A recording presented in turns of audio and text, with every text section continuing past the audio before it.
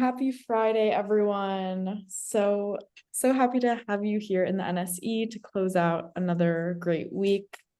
Hello and welcome to the Brooklyn Rail's 879th New Social Environment.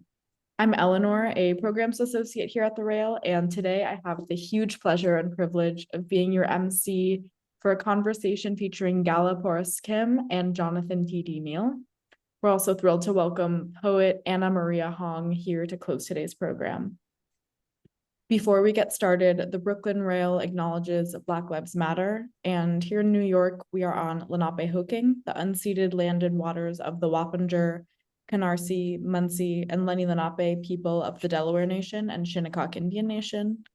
We recognize land acknowledgements are not a replacement for necessary decolonial work, but they serve as a reminder of place, of the legacies of dispossession and enslavement that sustain and enrich the stolen land we are speaking from.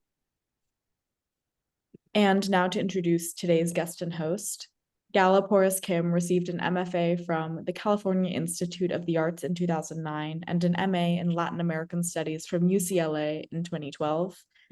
Porras-Kim's work has been exhibited in solo exhibitions internationally, including numerous biennials.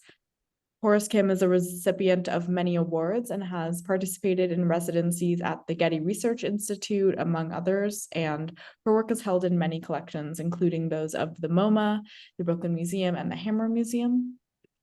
And our host today, Jonathan T.D. was editor of the Held Essays on Visual Art for the Brooklyn Rail from 2011 to 2015. He is a co-founder of Inversion Art, and we are so grateful and happy to have you both in conversation here on the NSE today. And I'll pass it over to you, Jonathan, with that. Thank you so much. Thank you, Eleanor. Thank you, Chloe. Thank you, the whole team at the Rail, once again, for putting on the new social environment series and for making this conversation in particular possible. Gala, thank you for joining as well. Looking forward to this conversation. Congratulations on the exhibition at the Fowler, which I had the opportunity to see just a couple days ago. So this is great, fresh in my mind. And if anybody, I know it's not the natural stomping ground of Brooklyn Rail audience necessarily, but I know you've got worldwide readership. If anybody is in Los Angeles or within striking distance, by all means, go to the UCLA campus, go to the Fowler Museum. Admission is free, and it's definitely worth the trip.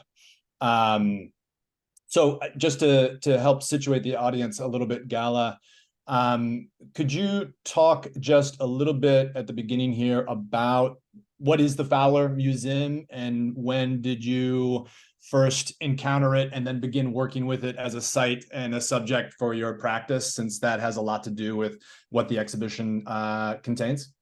Yes. Well, thank you for inviting me to talk about this work. It's always really nice to be able to share it with people who are not close enough to actually see, so maybe new viewership could understand. Well, the Fowler is the ethnographic and historical museum that's located at UCLA, and so it's kind of cousins with the Hammer, if you would say that the Hammer Museum is the contemporary one, the Fowler is the ethnographic one. And so, you know, when I first moved to the US in '96, my mom actually was going to UCLA, and so she would just drop me off at the Fowler while she was going to class. And so when I was 12, I would just hang out there and be like, why do I have to be here all this whole time?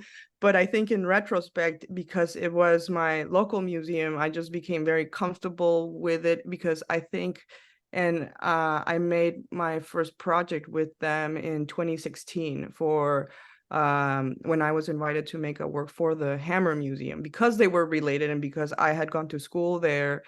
I was thinking about sort of these works in institutional collections. It was the first institution which I was comfortable enough to be like, hey, can I somehow use and access your collection beyond what the audience just sees in the the galleries. Nice. And so the exhibition is titled The Weight of a Patina of Time. And this may be a little bit of a perverse question, but so how heavy is a patina of time? Well, depends how heavy people make it, I think. I think that one of the major themes in this exhibition was thinking about all of the context which historical material has existed and all of the people and how all of the people that have interacted with that material add a new context or layer of information, whether it's a registration, a new registration note or a conservation intervention or a like exhibition design or exhibition text, curatorial text, and how sort of these layers of interaction actually somehow change the material itself, like not physically. I mean, yes, if you have even a conservation intervention changes the object materially as well. And so to some degree, when you span over hundreds and hundreds of years, you might not even have whatever that original material might have been at some point. And so I think in the exhibition we were looking at and in my work generally is just mostly thinking about those interventions in contemporary life that actually form history to some degree, sometimes even more than what an original work might have been. Sure. Could we pull up the images from the exhibition just to sort of situate the audience a little bit more here? So when walking through, it occurred to me that there's sort of two halves to the show.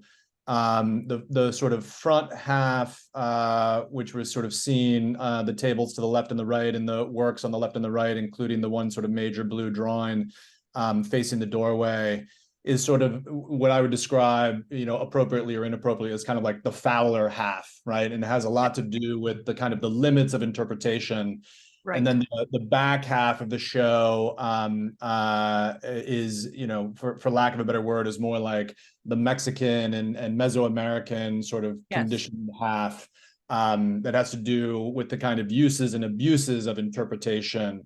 And so I'm actually curious to sort of begin there in the sort of second half of the show. But is that a sort of fair description? Yes.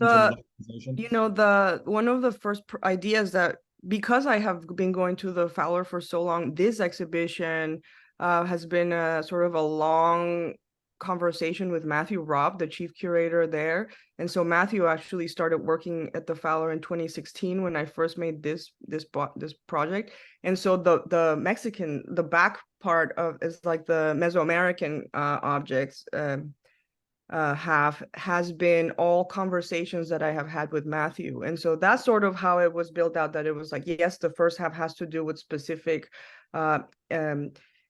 objects within the Fowler collection, and then the back is projects that came out of conversations with Matthew, because since when I tried to make those works, I've always tried to somehow make the research be like robust enough, but I'm not like a historian or by training, but Matthew is an expert in Teotihuacan history, and so through when I'm working through many ideas, he has been the sort of sounding board of how to, not necessarily how to make it, but just sort of, I just tell him an idea and he kind of will say, does that make sense or not, in terms of historical thing, because I want the objects to exist.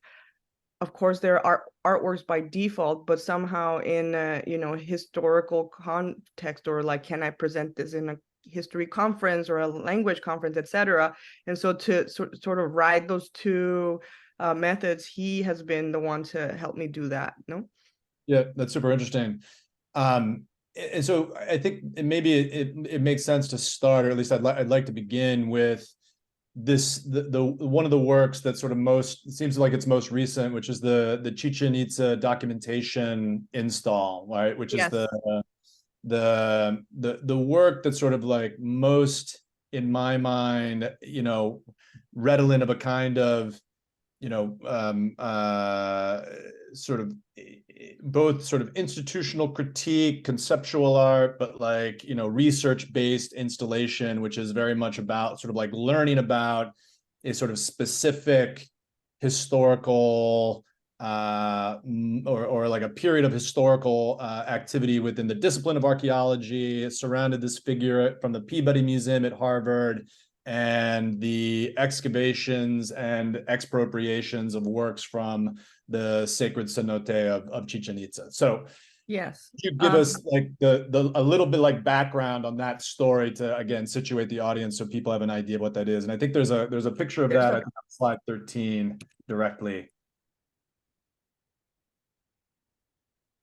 I think it would be if we show slide 10 to 13 is that's essentially the work, the documentation room is just documentation, so it's not necessarily a work per se, because for me, when I make these type of projects, there's so much like background stuff that for me is actually somehow equally as interesting as whatever the like objects that get made are. And so I for the exhibition, I wanted to figure out a way in which the audience could get like more information, or like the full telenovela if you want to spend the time to read all of the letters that are definitely a short edit version of the project. And so I'll just explain that the project was originally, I looked at I found out about the sacred cenote Chichen Itza and the objects that were dredged from it that ended up at the Peabody. And the sacred cenote was the donation pit for the Mayan rain god. And so people used to do offerings to it. And many of the objects ended up at the Peabody. And I was interested in just first, like, understanding what were the legal loopholes or documents or whatever that allowed this material to move from this place to this place. That was essentially the first layer, no? And so then I went to while I was at the Radcliffe for a year, I actually went to read all of these letters and documentation and correspondence between the director of the Peabody and this man, Edward Thompson, who dredged the cenote. He actually was funded by Harvard to become the US consul, and then he bought the land where Chichen Itza was located, and he was able to legally dredge the cenote because it was a naturally occurring feature, but not open the pyramid because those were man-made and protected. And so these type of current day regulation one was interesting to me, because I was like, the cenote is also a ritual site, the pyramid is also a ritual site, but contemporary rules have allowed this one to get dredged and this one not, no? But as with many of the projects, I start by making these index drawings. So this is actually one of 7 drawings that I actually showed it for the first time in New York at a month. That just depicts literally what the catalog says. Because for me, one of the interesting questions is like imagining a registrar that, got all of these boxes full of like all of this material, and all of a sudden someone has to decide an order for them, like 1, 2, 3, 4, 5, 6, 7. Like, how do you do that, with random material that now has hierarchy, even though it feels like, of course, we know like 1 and 7 might not be the same, but it does make some sort of order. And so because the drawings take so long, and I actually, most of these are to scale renderings, I actually can work through many of the other ideas of the project. But of course, through this process you can actually see like there's these like tiny, not this one so much, but you see, for example, there's these beads in the center of this thing that got these 5 beads that was stuck onto a backing. And so somehow through the process of conservation, or even those gold rings at the top, someone was like, all of these gold rings look very similar, so let's stick them together into a singular new backing, making a singular object and subcategory. And so in a sense, there's one of these panels that has like all these necklaces that are like jade beads, and the registrar or conservator probably got a box full of thousands of little beads that they're like, oh well, we don't want them to get lost, and so let's just string them into a necklace shape. But now it's a singular new necklace that had no relationship to whatever the beads might have been. And so sort of these like very like make sense type of processes or methodologies of institutions actually are making new meaning every time that they do that, no? So actually, while I was making this, Mary Miller, the director of the Getty Research Institute, who's a Mayanist, was telling me, like, those gold discs that are in the center here, they're like beautiful gold rings that have this etching on them, like they have these pattern on them.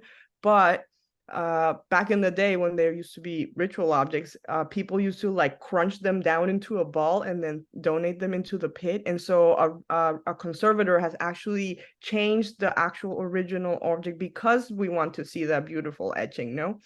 And so many of these interventions that it's like, oh, well, now that we see it in a gallery, we learn about something about ancient past as a flat etched disc instead of a crushed disc, because a conservator has been like, the priority is to actually access the beautiful etching other than whatever the reality might have been, no? And Right, so right. that's sort of explaining the this drawings. But if you go to that other, I think number 10 or actually 12. Yeah, 12. So 12, this is ended up being one of the main works, which is installation made out of copal and dust that I collected from the storage of the Peabody Museum. And so this work actually gets remade every time that I show it. So so the premise is that in the storage there was all of these black fabric fragments that were there, and I was like, while I was reading about them, there was these letters of from between Thompson and the director, because Thompson is freaking out because those fabric fragments are falling apart as soon as he takes them out of the water, right? He's like, oh my God, what do I do? These like fabric fragments are disappearing. And it turns out that, like back in the day, people used to get lit on fire and then thrown into the pit. So that was not actually a fabric fragment anymore. That was technically a burnt, like ash particles in the shape of a fabric fragment, and submerged underwater for that long, they stayed in this fabric shape. So of course, as soon as they get dry, all of this ash starts falling apart into like whatever it was originally, no? But in the letters, there's like light conservation notes where the director is like teaching Thompson light conservation notes on how to apply glue to maintain the shape of this fabric, And so what the museum actually has today is ash X fabric that now is ash glued together to look like a fabric fragment, And so during and then I was thinking, like, what constitutes a whole when there's like a billion particles of ash and one single particle of ash is a fragment of the work. And so during COVID, they did spring cleaning, so it was really like really good coincidence. And so I collected this dust that in the storage that contains some of these ash particles because they're falling all the time. And so so this work is that ash that I give to the institution to mix with copal, which is also one of the main materials that was found from the cenote. And also it is it's a ritual material, and also it's a binder, so it's also a type of glue. And so in a sense, the work how is existing, what I was imagining was that in the storage there's all of these ash particles mixed with conservation glue in a very, very dry place when they're supposed to be submerged and in relationship to the rain god. And this work is ash and ritual glue, and every institution that it gets shown at has to figure out a way to get rainwater onto it. And so what I was thinking was that it is the institution that is keeping, the rain and this ritual object separate. So somehow through these iterations of the installation, there would be these new reunions that they are actually in charge of creating, Yeah. And of course, there is a letter that accompanies many of these works. Just sort of, the letters are made through, like, I have already talked to many of these institution people, but I was like, how will our audience be able to understand what has happened on all of the conversations that we have had? And so it's in these letter forms that are like essentially the same letter if you read them over and over. That's like, thank you for letting me work with the collection. Like, here's some questions about how your collection is really dry and it's supposed to be wet, and how can we make a compromise, Yep. Yeah. So much there. So I had other questions that I wanted to ask about the documentation room, but I'm going to put that on pause for a second because just in your description of the sculptural, the dust and copal piece and the index drawing, I wanted to ask you about, so there's sort of like two concepts you can use to sort of frame the way that objects have relationships to time. And sort of one of those would be like the relic, and the other would be the icon. And they establish their authority in different ways. The relic through physical proximity or indexicality, some sort of physical relationship to whatever the object was, right? And so I think I heard you tell a story once about when you were young, going on a trip with your father to go see some relic in the back of some like old Catholic church or something like that. And it's like, having to, the whole point of the relic is that like there is something in the physical embodiment of the thing, and then finding out it was like a chicken bone, right? So like didn't have the authority that this old relic had in terms of the way that relics work, right? Because it's what matters is that it's like an actual thing that was attached to a saint, or actually has a kind of sense of physical proximity. The other concept that frames that authority is the idea of the icon. And so what the authority that it gets is through its resemblance, right? Through the thing looking like what it's supposed to resemble. And so there, the whole practice and industry of sort of Christian icons, particularly in the kind of Eastern church, what mattered is like that the thing looks like a picture of Mary rather than actually being some fragment or element that has connections back to that.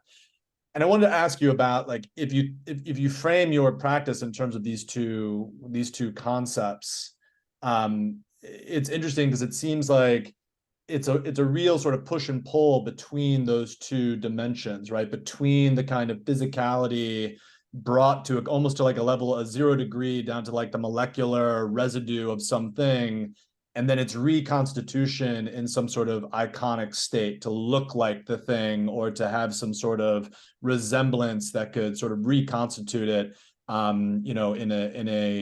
in a kind of as an image of the artifact that has gone away. And I look at that as like the difference between like the connection between this work with its kind of reliquary aspect, even just in terms of like its texture and its material quality, and then the index drawing, which is like very much of like, here's a picture of all of these things, right? And so the power that it gets is from the picture of that thing. Yeah, I think it's like one and one, like the copal piece. I like that it will never look the same because every institution is making a new version. And so it's not like it's not a representation of the shape of something at all, because the unless you're saying like the dust particles is the same shape, the ash particles. No. This is like very much the kind of relic. It works on the kind of relic model, right? Yeah, like, exactly. So because it's physical, physical proximity and index, like down to the level of the materiality versus, I think there's in other places, especially in the exhibition where, and this has to do with like the whole practice and the way that drawing relates to your practice of like, replicas and representations of things to create images that then sort of help bring them down to us. Yeah, because I think, at least with the index drawings, I look at so many cataloging like TMS and like records that it's not the same to actually see them or learn about them visually than to learn about them from Excel sheet. And so it's actually almost a very selfish exercise, those drawings, because I'm like, if somehow there's the energy and time spent to actually render all of these to scale, then I will physically be able to understand like where all the cracks are, or how many beads are there, or like we at the studio have memorized every single object in that collection because we have spent all that time rendering it. And so I think it's also a way to bypass my own sort of laziness in learning, because otherwise I would not ever make any of that time to actually understand that collection. So it's like, okay, the drawings will take so long to make that during that time I will actually have another part of like looking closely. And does it, I mean, this may be reading too much into it, but it's like, there is a push and pull between the sort of the techniques of archaeology themselves and of this research and the way that those have changed, right? There was this kind of probably more 18th century moment of the beginning of that discipline that was very based on, or pre-18th century moment of the discipline that was very much based on how things looked and categorizing things based on sort of shape and size and, physical dimensions. And then the move into the 19th century of beginning to examine the unseen aspects, right? What's below the surface and how to categorize and how to understand, beyond simply the physical attributes. And so it's interesting that there's this, like, in your work, there is this sort of, both in its sort of interest in these kind of pre-modern systems and pre-modern societies, artifacts, theologies, what have you, language systems and everything else, that like the medium that is appropriate to that would be a medium that was at least available to those moments up to a kind of shift in the discourse or the disciplinary regime, let's say. Yeah, I think that's why I'm insistent on drawing, because I'm like, it could just be a painting, but why not? Why is it and so I think that is a drawing because drawing has existed in so many other type of methodologies besides just capital art making, and so I think to some degree it is also like, I think that when the drawings are made, they're not necessarily for the production of an image, but it's like the result of the process of learning in the studio. So I see them as receipts, even though they actually result in looking at, you can see the catalog yourself, etc. But because I'm the first audience of that work, I experience it differently as a maker. And to me, it begins as a selfish exercise of my own learning, etc. But now, I think in the recent year, in the past couple of years, I've actually hired people to help me render some of these drawings because I can't do them all myself. And so in a sense, I was thinking like, oh, it's not just about me learning, someone is learning through the process, like one can learn from it. And so I think that in a way that also translates to a viewer, when someone sees it, it's like, oh my God, that probably took a really long time to make, therefore they will look a little longer. Yep. And so what was I and while you were talking, it made me think about these processes, this methods of archaeology and that you had mentioned. And I've been looking definitely a lot about the history of the catalog, like how it begun as like a ledger, and it was like a scientific ledger, the same as conservation. They're all based on very scientific material interventions when dealing with cultural objects that are always changing. How do you accommodate those things, and so I was thinking like, in many catalogs, of course, there's like very practical categories like size, dimension, material, like author, etc., like the standard. But with many cultural objects, it requires more than just the physical description of a work and the facts of it. For example, like, who is the rain deity and what is its needs with the water? Like there are other conservation needs that already exist as well. And so that's the idea of the patina, that it's like we're only seeing the registration and conservation notes for a current historical object when that material has all of these other informations and needs and like contexts that don't go away just because we don't want to see them. Right.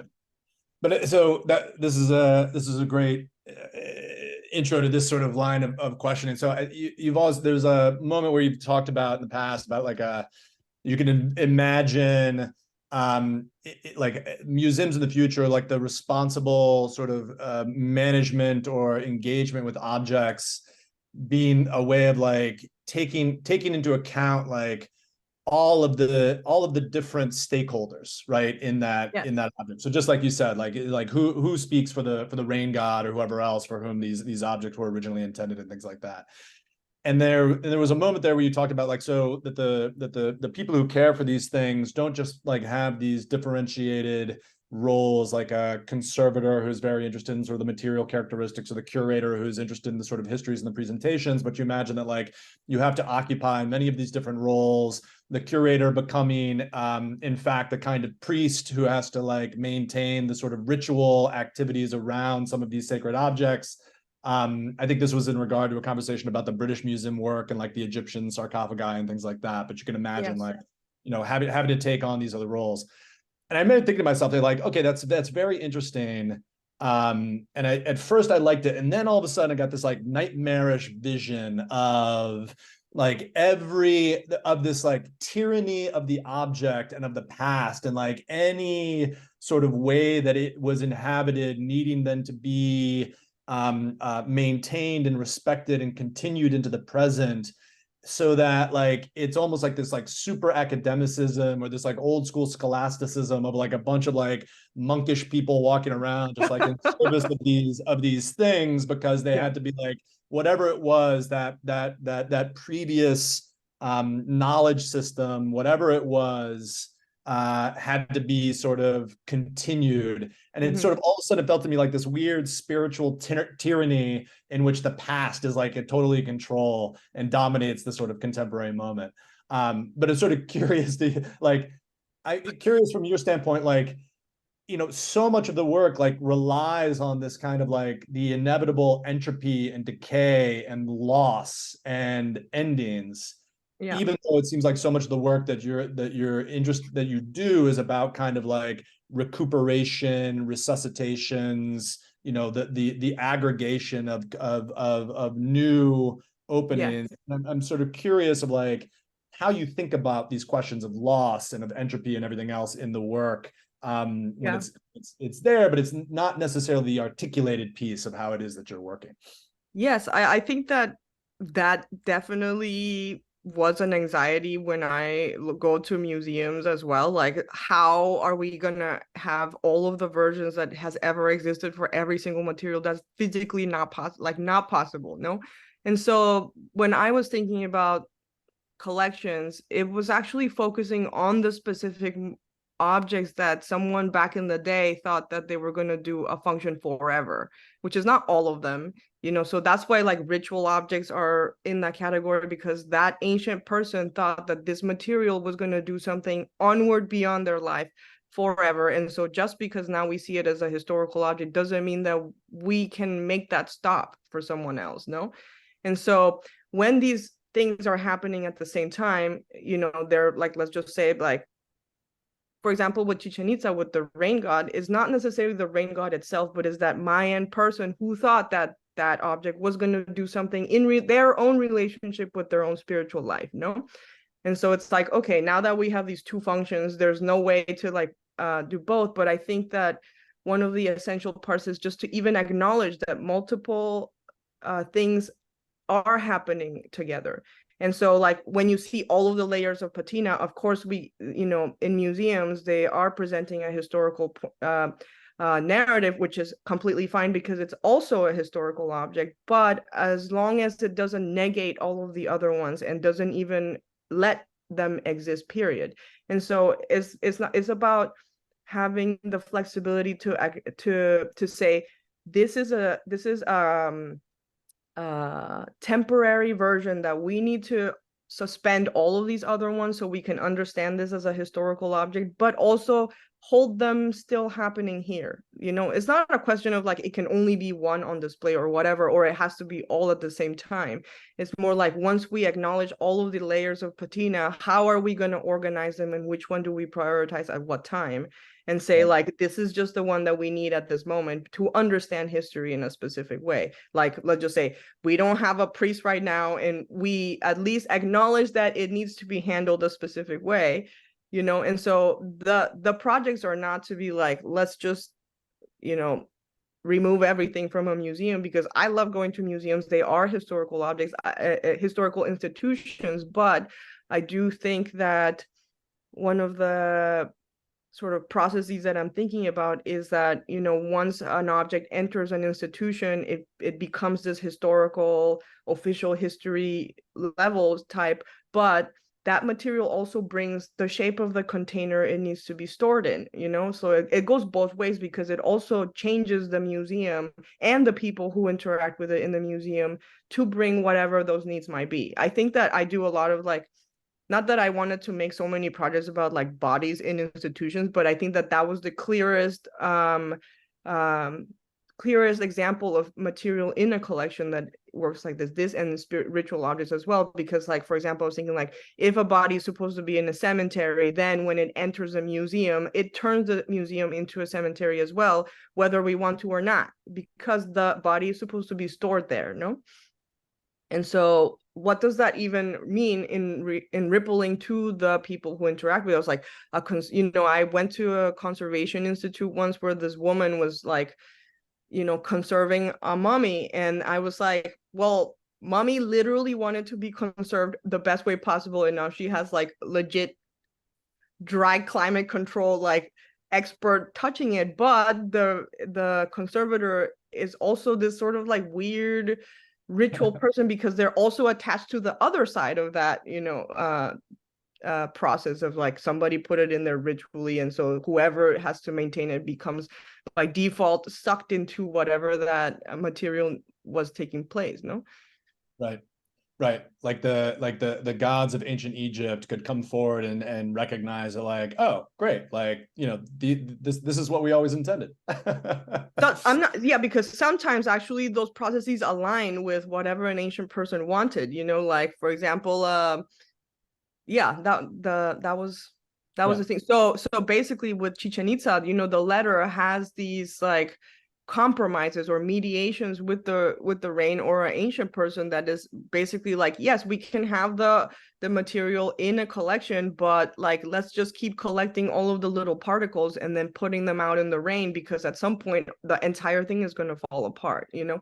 So it's just thinking like, you know, institutional timeline is so short in comparison to the timeline of that material that it has, that it's like, if you think from the object point of view, they're like, oh, well, we're doing like our 300-year stint in the museum, and then it's going to fall apart in like 500 years, which is nothing in relationship to whatever timeline the material might have been elsewhere, no? Right. Do you believe in God or gods? No, I don't think. Yes and no. I mean, never say never, so I don't know. How's that? Okay. I'm curious, because there are these interesting moments that feel like they are these kinds of peeks behind the curtain. So part of the practice in the Fowler installation, there are a couple of these letters that are part of the practice where you write to the directors of various institutions about you know, either objects that are in the collections or things that they have done with regard to archaeological sites. And it Yes. was, you know, I found it interesting that at the end of one of the letters, which had to do with the two replica monolith sculptures from the Pyramid of the Sun. Yeah, Teotihuacan.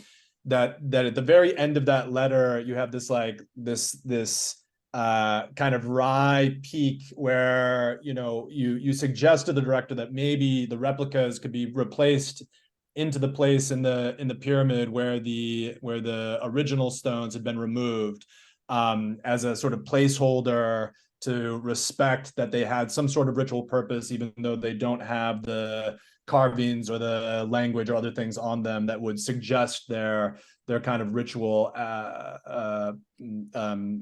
uses.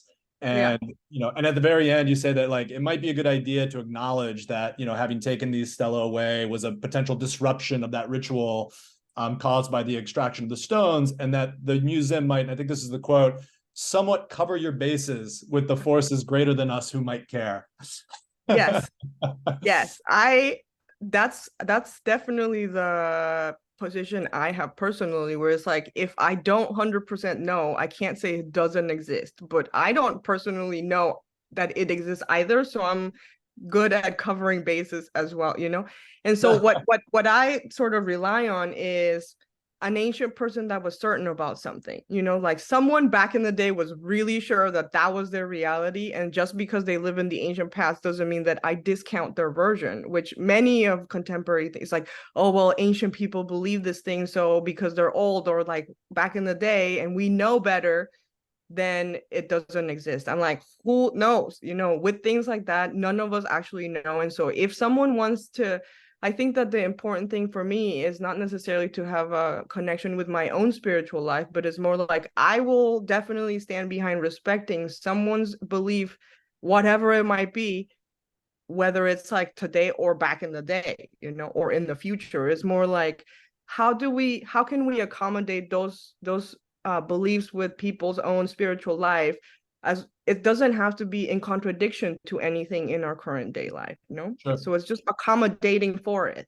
Yeah. So you know, I liked that because it's like this is great little like closer to that that letter, and like a lot of these letters, there's an implicit judgment, right, about the kind of actions and activities of the kind of the institutions, but also kind of the archaeological impulse, right, of like wanting to sort of learn about these prior societies and you know, and peoples, and realizing that like a lot of the methods that had been used in the sort of earlier moments of that discipline, in fact, were highly extractive or could be damaging or disruptive to really the sites and the histories and the the life worlds that surrounded those things. And so, going back now to the documentation of the Chichen Itza site, Yeah. that that the sort of extensive letters that you reproduce, and I'm curious, like the extensive wall text that like tell this story about the Chichen Itza. I think it's 13 has that. You know, I think first, give us briefly this, just like as briefly as you could, the kind of like the story of Edward Thompson and this thing, because it's a multi-decade kind of saga, right? But I do want to ask before that, like, is there a kind of judgment or critique taking place? Or is it meant to be presented more just kind of like, here is the material, come to your own conclusions? Yes, I mean, I think that most of the projects, of course, I have my own personal position, but I want the public to get to whatever they think is their own thing. That's their own judgment, no? Because I do think that many of the, at least in the past, when you read the thing, you're like, oh, well, they just were living in a specific moment where they thought they were actually doing some good, you know what I mean? And so it's like, oh, well, they're like, now people can access information, and that's a really great thing. And so it's not being able to just sort of see the bigger thing that we actually had to do 100 years later to sort of, in retrospect, be like, that was really messed up to some degree. Maybe it could have been done differently, but because those happen all the time, I think that what makes me anxious is like, what do we think in contemporary life that we're doing like really good, that in 20 years or even less will be like, actually that was not the perfect way or whatever. And so that's what I'm saying, that to me is not to say this is the actual way that we need to do things, but more like this is a singular way that we are trying our best in this specific context and moment of time, and be open to really changing all of those methods, because many of these fields have been so like unmoving for so long, you know, like field of archaeology has not changed for a really long time, conservation even, you know, less, etc. And so it's just thinking about like the flexibility of a field to actually understand its shortcomings and like accommodate for them, no? And so for the documentation room, it actually, the first time I showed it was in New York, and it was a totally different edit. And so in New York, Ruth Esteves, the Amant curator, and I went through the documentation, and there was a very specific take. But for this iteration, Matthew and I also went through the letters and made a sort of different same documents but different cut. Like originally when I read the documents, I was looking for instances where the rain appeared in any water reference. Just read through all of these things, just looking for water references, and also looking for legal references, like anything law, anything rain, like check, no. And so there was another, like, there was some beautiful letters that had like raindrops on them, so the ink is actually falling apart, where it's like, and he's writing like, oh, today we had to stop the dredge because it started raining so hard that like the gear is starting to fall down back in the cenote. And I was like, okay, well, here's like interventions of rainwater just like getting in the way of taking the stuff, you know. But for this specific room, it sort of documents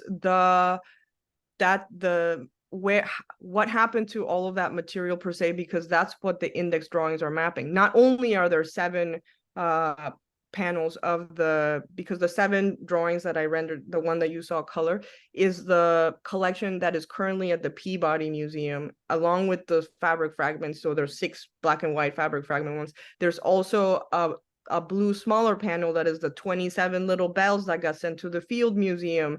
There's like the ones that got returned in the 60s to Mexico. So in this documentation room, it talks about like, you know, Mexico asked for that material back, but then they bartered with the Peabody, and Peabody got other materials, and they returned some gold and some jade objects. And so they separate, you know, they made a contemporary decision to be like, well, jade and gold must be more important, so we sent those back. And then in Mexico, once that material arrived, the jade objects went to Merida. And so when a person goes to Merida today to learn about Chichen Itza, they only see these jade objects. And so you can imagine this between being like, this is material that was dredged from the sacred cenote at Chichen Itza that was made for the rain god, et cetera, et cetera. And you're like, oh, they only donated jade objects. No, because that's the subset of how that collection has been divided. And so in a sense, in the documentation room, it is all of the, you know, the permits that Thompson got, and then like the legal case with Mexico in the 60s, and like how some of that, essentially that how that material got divided and subdivided, and the legal documents and the cataloging notes that they have, etc. No. Yeah.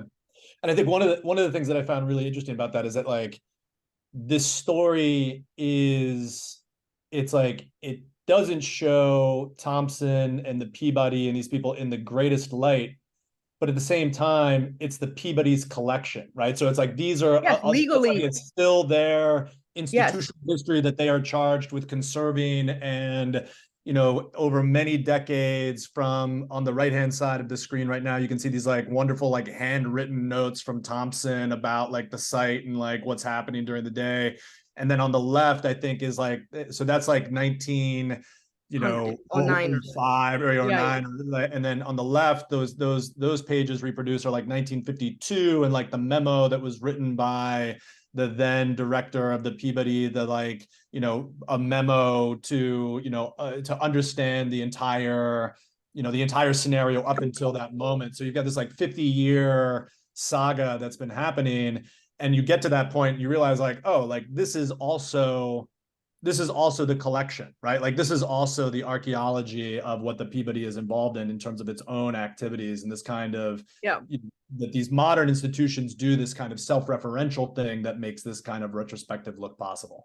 Yes, and that's what I appreciated about working with the Peabody, that they were really open and like look through all our stuff. There's not, you know, like many museums, of course, have inherited all of these practices from like back in the day, and now it's like, of course, people who work within those museums know all of these things. Like, okay, well, what do we do if the policy doesn't allow for anything else besides these old ways of understanding institutions? But at the same time, they personally know how they would never be able to do that anymore. No. And so in a sense, it was like being able to actually see what it is that they actually have in the collection, and being very straightforward about it. You know, it is legally part of the Peabody collection because it was naturally occurring cenote in the 60s, that in the 40s, that there was a lawsuit that separated those things. And so it's like, oh, the Peabody's allowed to have the material because there's this weird law that separates like a man-made object and a natural-made object. So just understanding how it is that things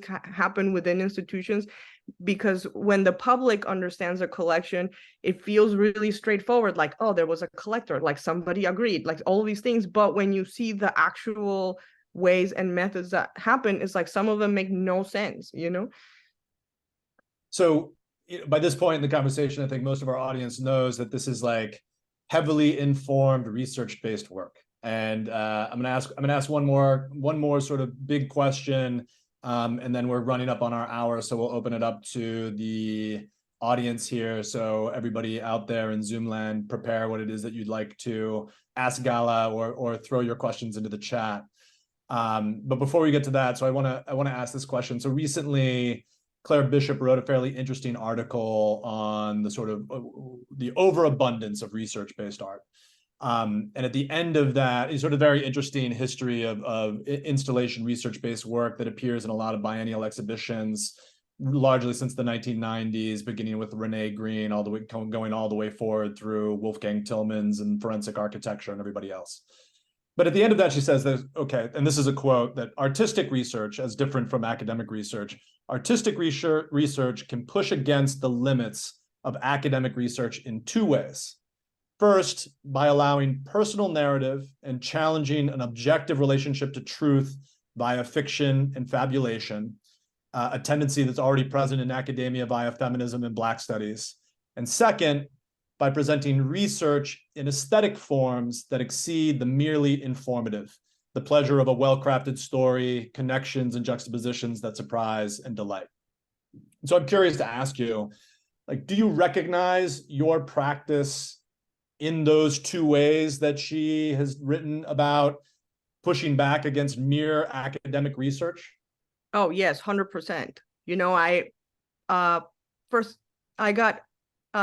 started teaching a couple of years ago at UCLA. I taught a class that was not in the art department, but in the world arts and cultures department, that was artistic research. And it was basically full of students that were not in the art department. So we had like an ethnomusicology, like a dance, like all kinds of non-art major things. And it was just how do you suspend some of the methodologies of your own individual practices, which have been built over generations or whatever, in a way to just feel the temperature of the sky or whatever, and how that might be relevant to like science or something. No, and so in a sense, it was just, for me, it was really helpful because I'm also really siloed into like my own field of art making or art history, etc. That it's like, oh, it has to be like a flat thing on the wall, there's dimension, blah, blah. No.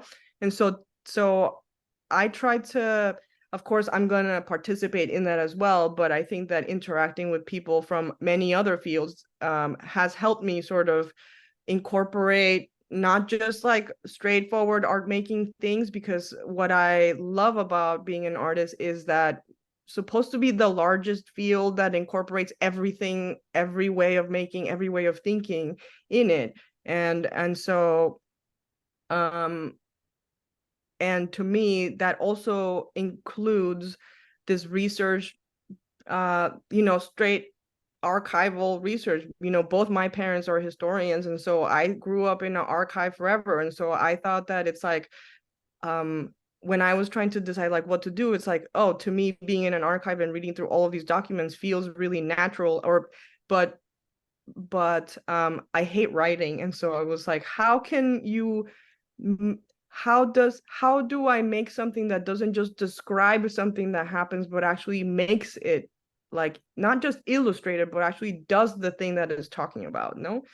And so that's where, like many of the works that I make, it's hard to anticipate what the shape will be, because in the research itself, the material exists.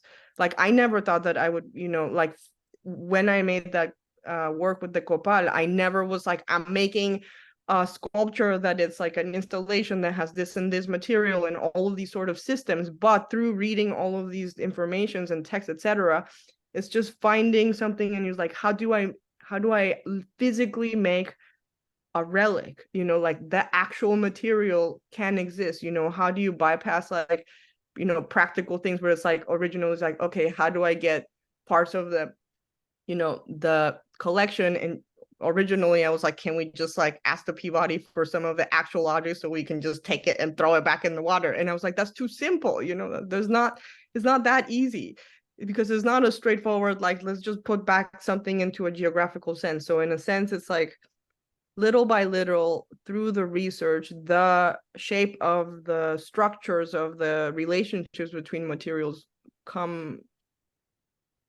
get made. Yeah.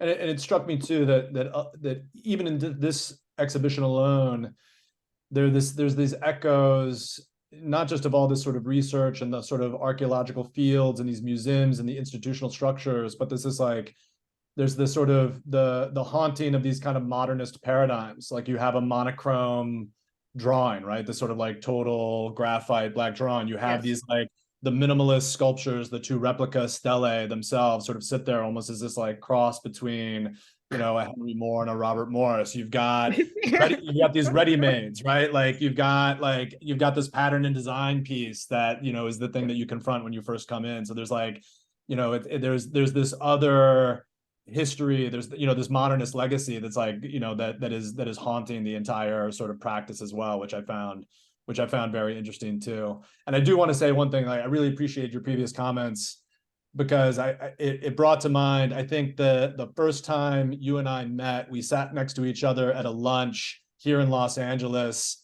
over in Hollywood, and I asked you, who do you most want recognition for your work, or like, who's your work for? And you said that, oh, it's for my mother. I just want her to be proud of the work that I make. Oh my God, that's so back in the day. I thought that was like a great retort to, the sort of great ambitions. Like, as long as my mother's proud of what I'm doing, that'll be fine.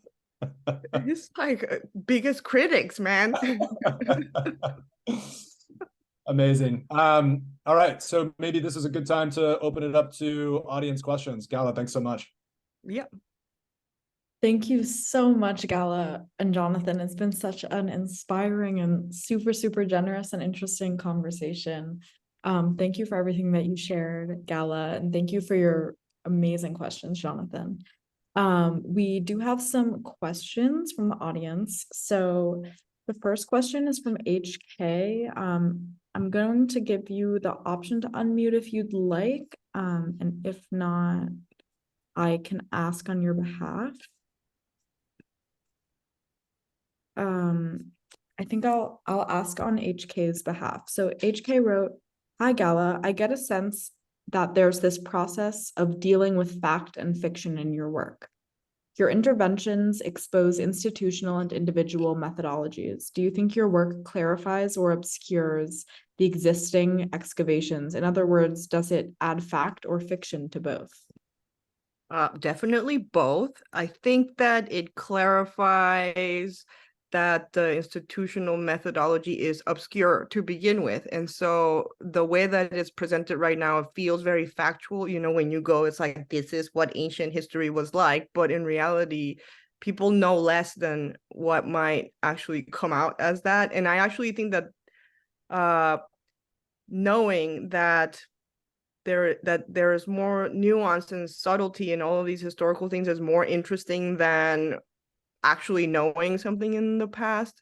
And so what I'm still hoping for is, show in a ethnographic or, encyclopedic museum that talks about like tax write-off or something, like how much taxes did someone in contemporary life get to make this collection, or how does contemporary legacies get made with ancient material, etc., because that material is actually being used today as well in a new shape. And I was like, that would be an awesome show. Like, I would, how do people build legacies with that material? Because when we go to these exhibitions right now, it's all very hypothetical. Like, this is as much as we know today of an ancient past that is for the most part projections based on like, whatever the limitation of that specific field might be.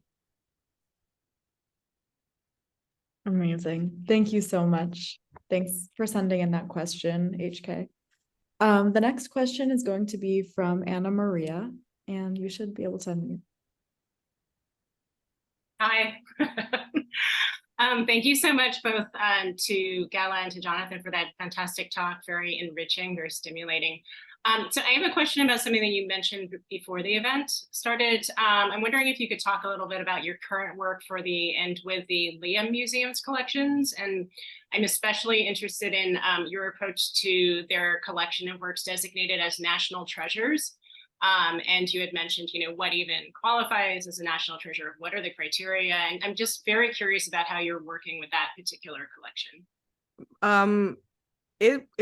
That project started before I was even invited, so I didn't even know that they had some of the national treasures. I was just interested in like, okay, what is a national treasure if the nation is always changing? And so specifically in Korea, like all of the South Korea has like a bunch of North Korea has a bunch of national treasures, and all of them predate their separation. And so they're like 1, 2, 3, 4, 5 South Korea, 1, 2, 3, 4, 5 North Korea, but they all existed at one point in a single pile. And so in a sense, it's this question of like, how do you divvy up stuff?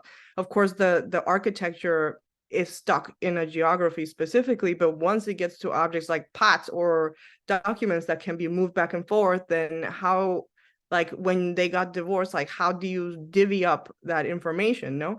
And so then also, again, that's just a straight up drawing of these catalogs, but collated. So it's just 1, 1, 2, 2, 3, 3, etc., going across these 4 panels. And there's also, again, you learn so much about like the way of collecting. First it was like mostly all architecture, then the level down is all like ceramics and all these like jewelry, etc., and at the bottom is like tax documents or whatever. No, and so you can see through different generations what were the things to designate as a treasure per se. And so now I think currently they're doing like immaterial treasures like dance or like kimchi or stuff like that. And so, but what I really thought, some of the things that ended up coming out when I was making the drawings was that some of the objects they found out that they were fakes, and so they get taken out of the catalog, but the numbers don't get reorganized. And so there's these gaps of random objects that were like, oh, by the way, they lived as a national treasure for a specific period of time, and then it's like, oh, got fired or whatever, no? And so those questions about the empty gaps is also interesting to me. And with Liam, as a private museum, I was interested in the 12 national treasures that they own and the circumstances and how something became a private, object. And so along with that work, there's also a panel of objects that left Korea during the Japanese occupation. And so there's these like, and then I was thinking like, oh, maybe privatization can work as a method of conservation to some degree, because those objects were bought during the Japanese occupation, because there was this legal loophole that was like objects that were not allowed to leave Korea per se. Now that there was Japanese territory, technically was the same country, and so they took them out of the country at the time, but now that circumstance is not the same anymore. So what happens when something that was made to keep material in Korea now is not the same, and so these, not that I have an actual answer, because it's like, it's just understanding the circumstance and how that material got moved, and so to me, it reveals so much about like the contemporary, what is the word?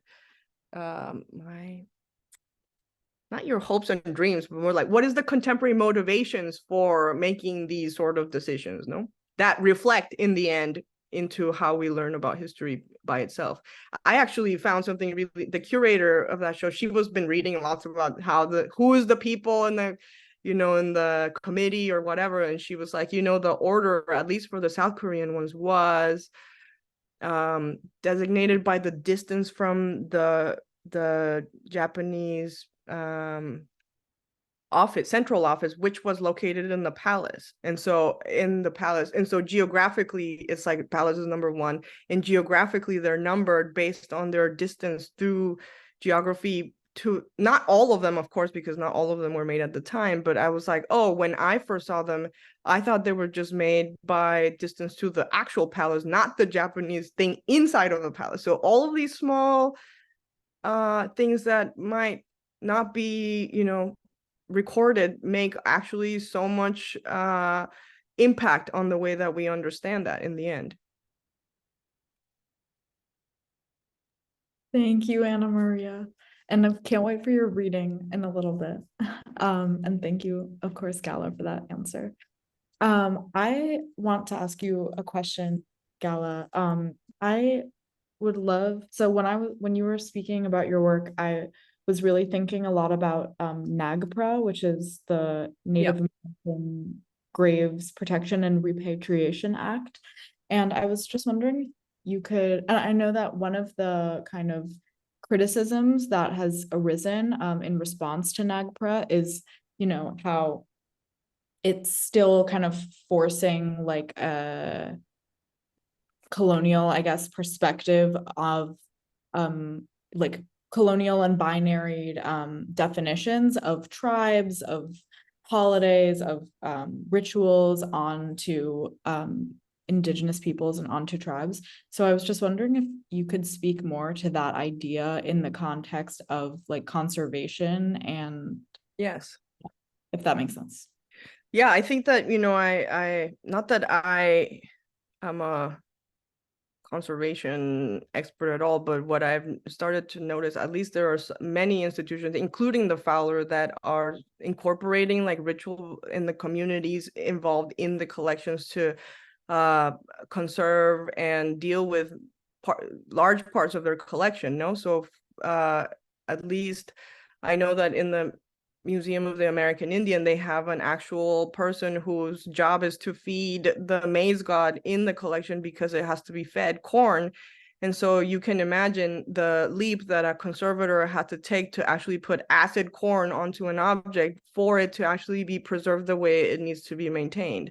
And so in like the Fowler itself has, in their collection, because they have a lot of Tongva objects that were dredged from the basins here in Los Angeles, and of course those cultures are still very present today, and so they actually are talking with them on how to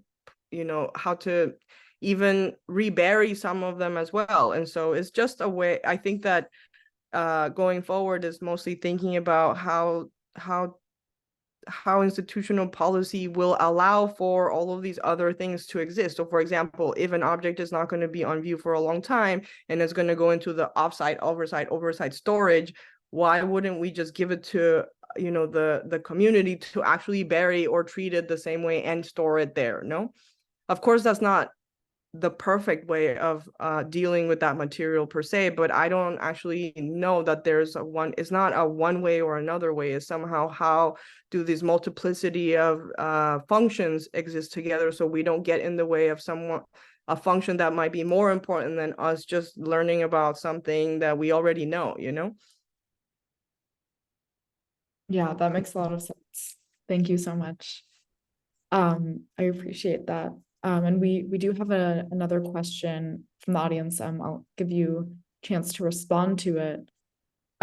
Sebastian in the chat wrote, seeing the objects exhibited over white boxes, white walls, devoid of their landscape, of their culture and their time, of their episteme, so to speak, makes me think that the concern of the work is pointing towards aesthetics, towards order hierarchy, which in my view repeats various colonial tropes.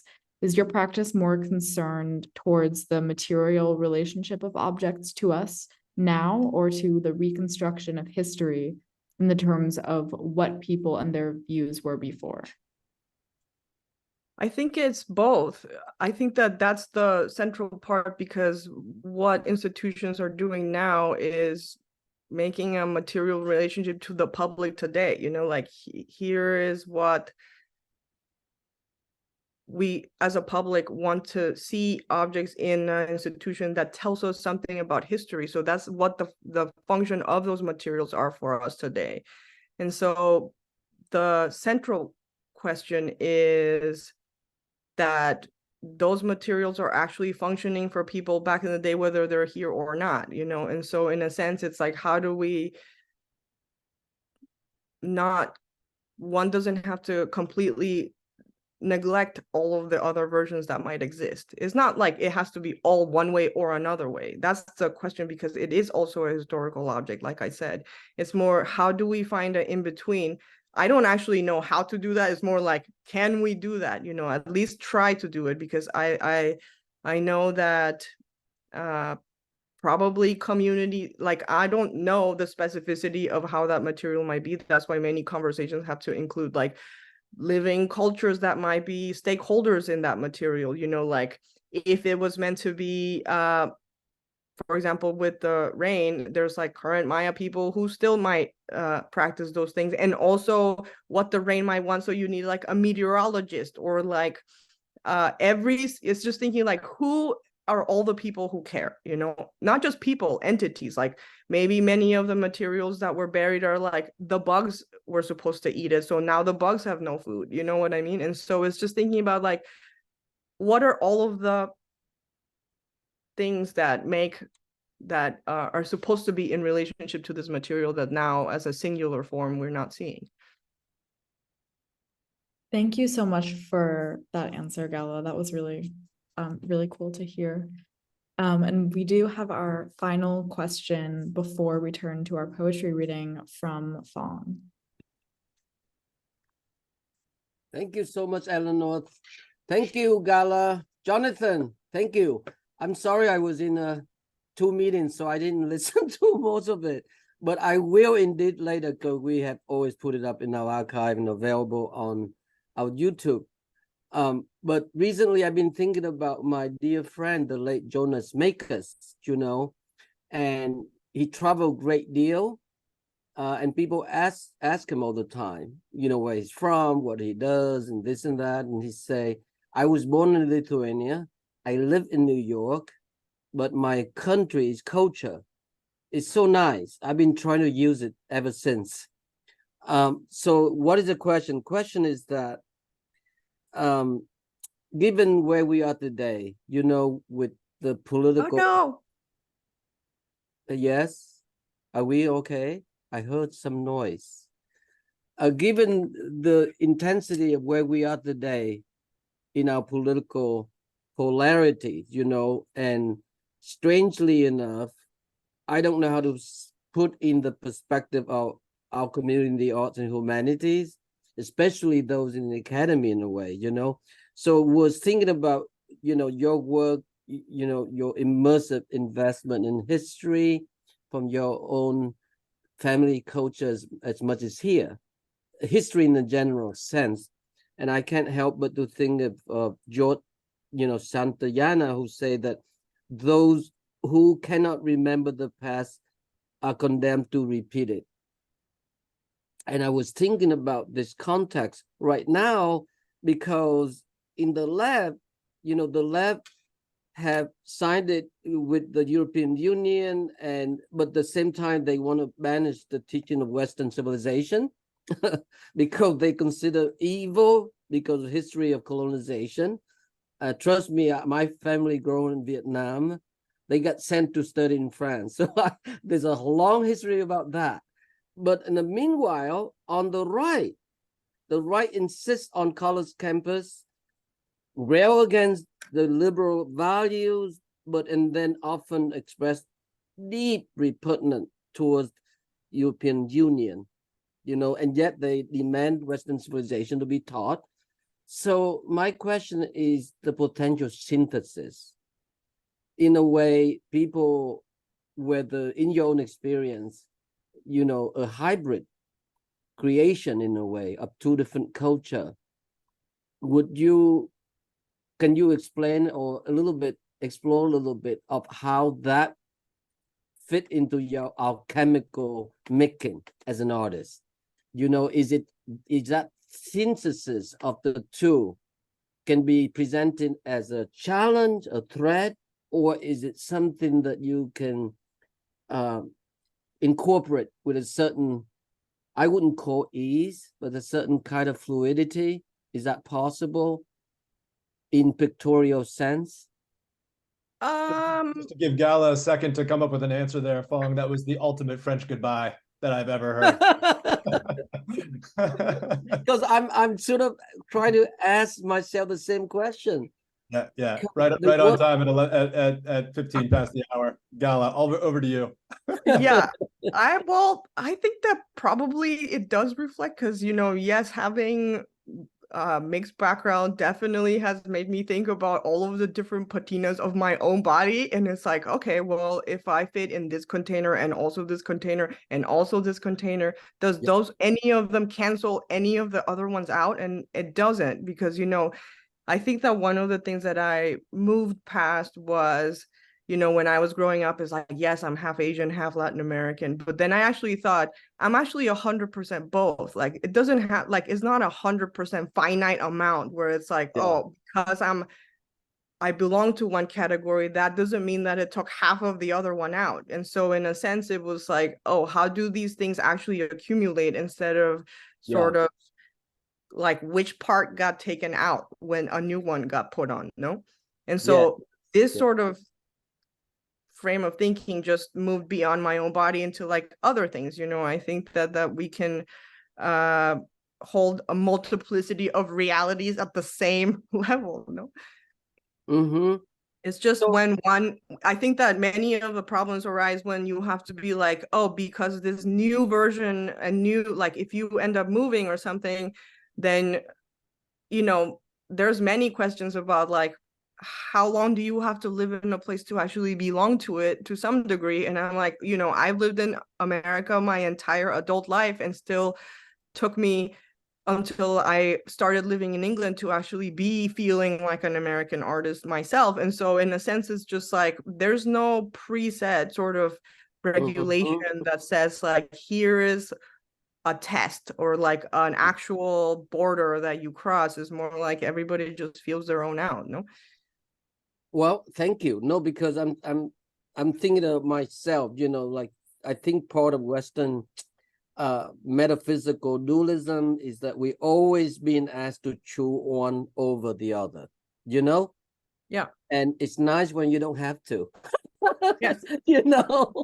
When you can just embrace the two opposite and feel okay with it, So thank you, Gala.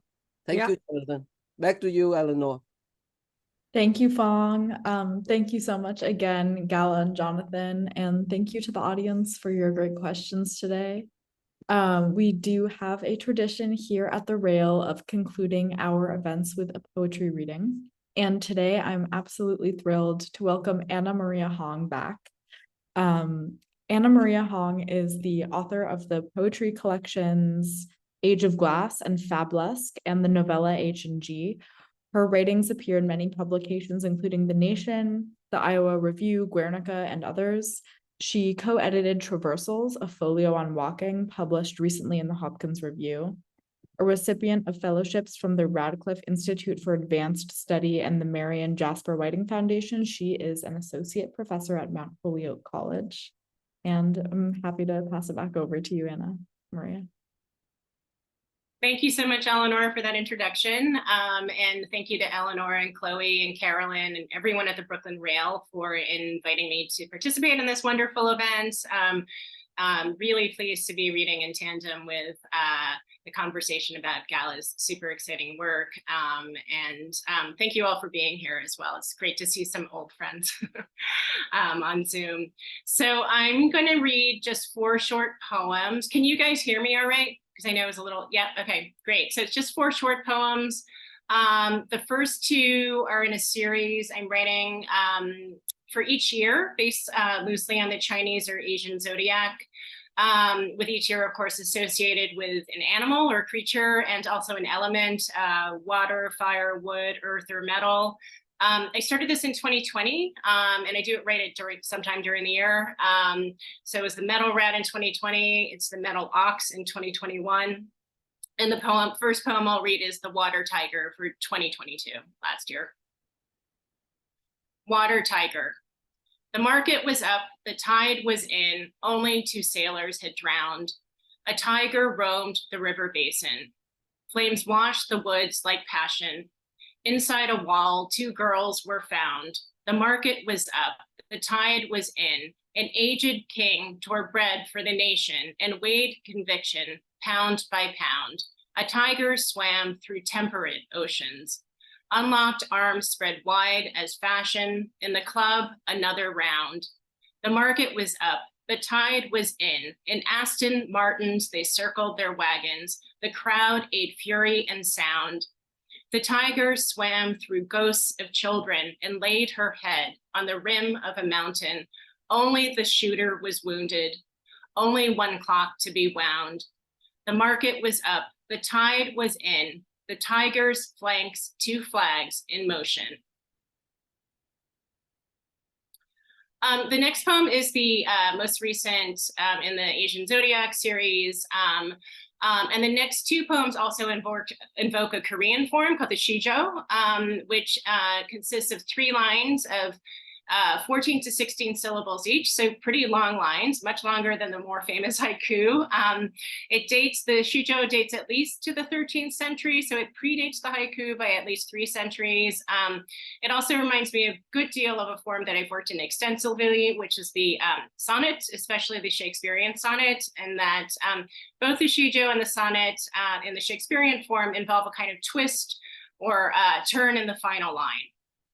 So there's a kind of, much like the Shakespearean sonnet's couplet. So this is the poem.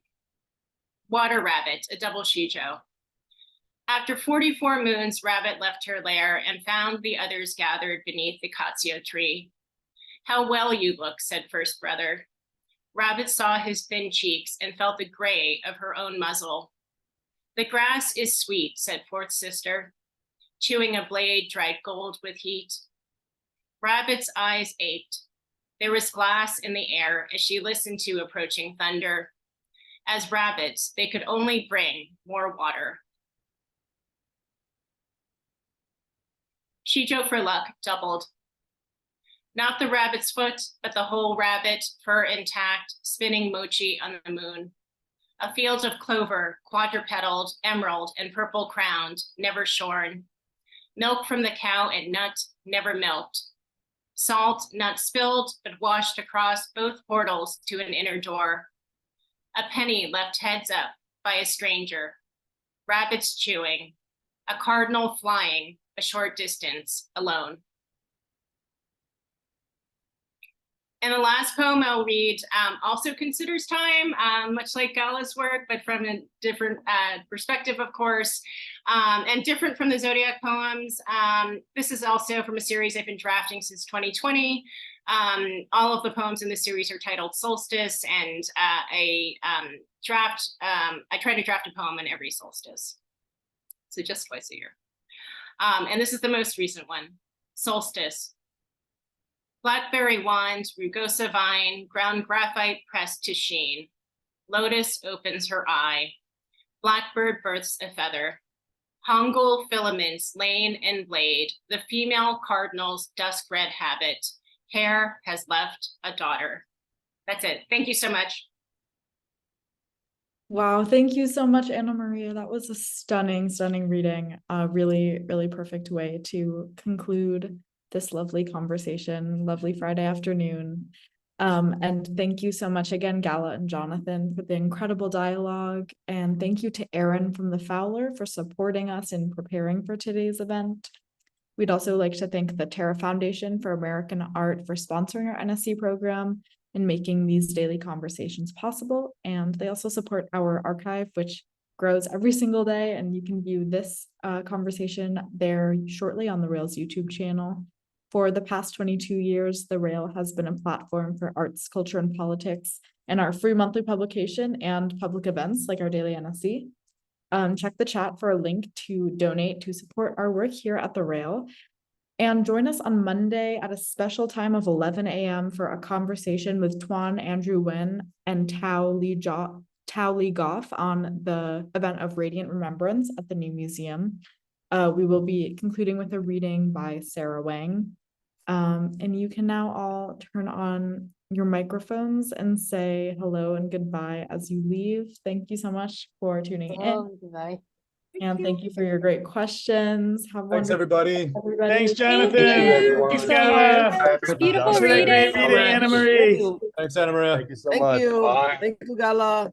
Have a Thank good you, Friday. Have a Bye. good weekend. Daniel, Bye. thank you. Thank you. Brilliant. Thank Anna. you. Everyone, thank you, Maria. Gala. Beautiful reading. Thanks, Jonathan. Thank you so much. Have a Thank you. wonderful Thank weekend. you, Anna Maria. Congratulations on the show.